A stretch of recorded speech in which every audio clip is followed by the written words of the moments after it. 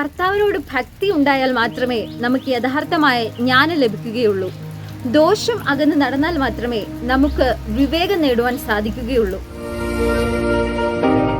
ഇരുൾ അടഞ്ഞ വഴികളിൽ തിരുനാളമാകുവാൻ ഇന്നത്തെ ചിന്ത. ദൈവനാമത്തിന് മഹത്വം ഉണ്ടാകട്ടെ. ഇന്നത്തെ എൻ്റെ ചിന്താവിഷയം സദൃശവാക്യങ്ങൾ 9-ാം അധ്യായമാണ്. സദൃശവാക്യങ്ങൾ 9-ാം അധ്യായം ജ്ഞാനവും ഭോഷത്വവും തമ്മിലുള്ള താരതമ്യ പഠനമാണ് കാണുവാൻ സാധിക്കുന്നത്. 18 വാക്യങ്ങൾ അടങ്ങുന്ന ഈ അധ്യായത്തിന്റെ 1 മുതൽ 12 വരെയുള്ള വാക്യത്തിൽ ജ്ഞാനിയായവൾ ഒരു ഭവനം നിർമ്മിക്കുന്നതും 13 മുതൽ 18 വരെയുള്ള വാക്യത്തിൽ ഭോഷത്വമായവൾ ഒരു ഭവനം നിർമ്മിക്കുന്നതും കാണുവാൻ സാധിക്കുന്നുണ്ട്. ജ്ഞാനിയായവൾ നിർമ്മിച്ച ഭവനത്തിന്റെ 7 തൂണുകൾ തിരുനിവാസത്തിന്റെ പൂർത്തീകരണം സമ്പൂർണതയെയും കാണിക്കുന്നു. ഈ ഭവനം നീതിയിലേക്കും ജീവനിലേക്കും വിവേകത്തിലേക്കും ക്ഷണിക്കുകയാണ്. എന്നാൽ ഭോഷത്വമായവൾ നിർമ്മിച്ച ഭോഷത്വ ഭവനം പാപത്തിലേക്കും മരണത്തിലേക്കുമാണ് ക്ഷണിക്കുന്നത്. മത്തായി എഴുതിയ സുവിശേഷം 7-ാം അധ്യായം 24 മുതൽ 27 വരെയുള്ള വാക്യത്തിൽ നസ്രയനായ യേശു ക്രിസ്തു പുരുഷാരത്തോട് പറയുന്ന ഒരു ഉപമ കാണുവാൻ സാധിക്കുന്നുണ്ട്. ബുദ്ധിമാനായ ഒരു മനുഷ്യനും ബുദ്ധിഹീനനായ ഒരു മനുഷ്യനും.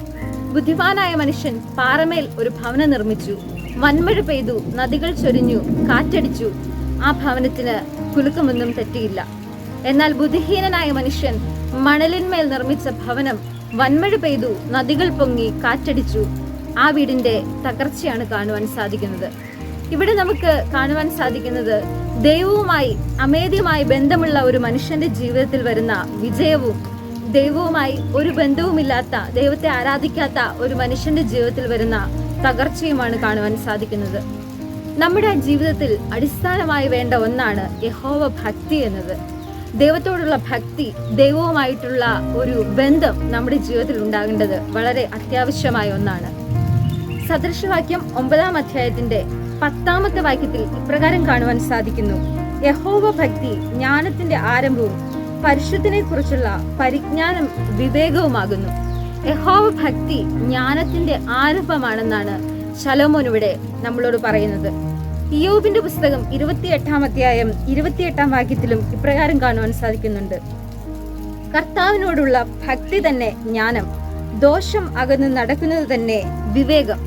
കർത്താവിനോട് ഭക്തി ഉണ്ടായാൽ മാത്രമേ നമുക്ക് യഥാർത്ഥമായ ജ്ഞാനം ലഭിക്കുകയുള്ളൂ.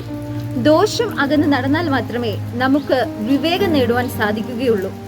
നാം പലപ്പോഴും ഒന്ന് ചിന്തിച്ചു നോക്കിയാൽ മനസ്സിലാക്കാൻ സാധിക്കും, ദൈവത്തോട് നമ്മൾ പല ആവശ്യങ്ങളും ഉന്നയിക്കാറുണ്ട്. ദൈവമേ, എൻ്റെ ഇന്ന കാര്യത്തിന് ഒരു ഉത്തരം ലഭിക്കണം, ഇന്ന വിഷയത്തിന്മേൽ ഒരു പരിഹാരം ഉണ്ടാകണം എന്ന് നമ്മൾ പറയാറുണ്ട്.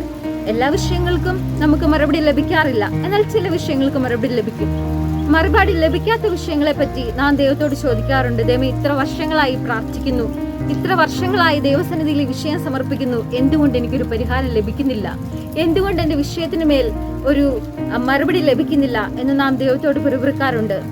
എങ്കിൽ നമ്മൾ ഒരു കാര്യം ചിന്തിക്കാറുണ്ടോ? ദൈവത്തോട് നമുക്ക് ഭക്തി ഉണ്ടോ?